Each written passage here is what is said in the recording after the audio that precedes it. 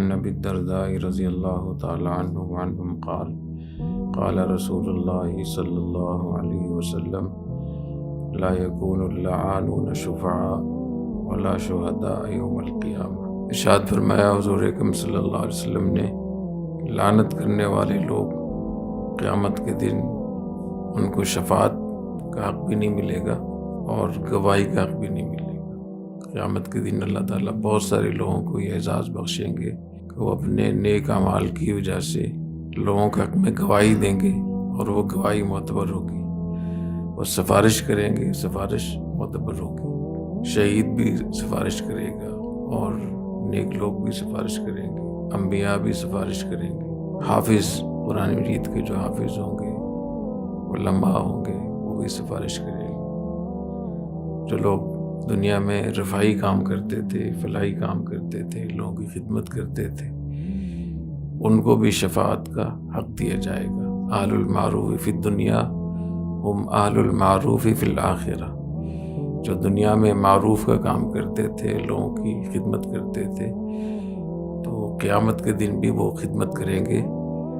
یعنی ان کو شفاعت کا حق ملے گا، تو وہاں بھی لوگوں کی رفائی کام کریں گے، لوگوں کی مدد کریں گے، ان کے حق میں سفارش کریں گے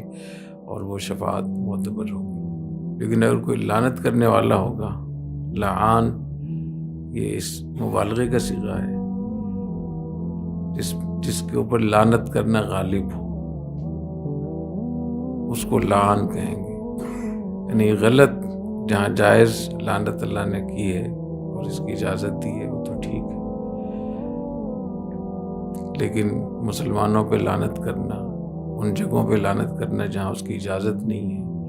اور وہاں لعنت ہی کرتا جا رہا ہے، تو ایسا آدمی قیامت کے دن نہ شفیع ہوگا اور نہ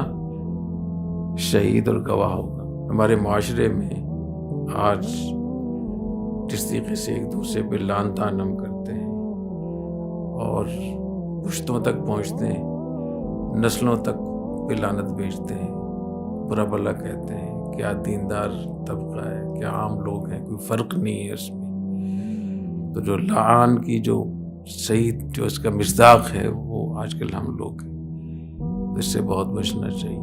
قرآن حدیث میں تو حکمرانوں پر لعنت بھیجنے سے ہی منع کیا گیا ہے۔ حکمران اگر خراب ہوں،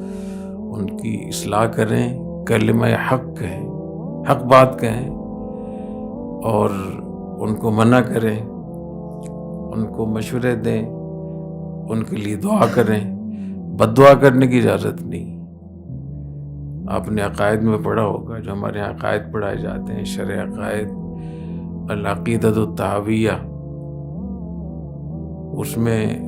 آپ کو ملے گا کہ لعنت کرنے کی اجازت نہیں ہے، بد دعا کرنے کی،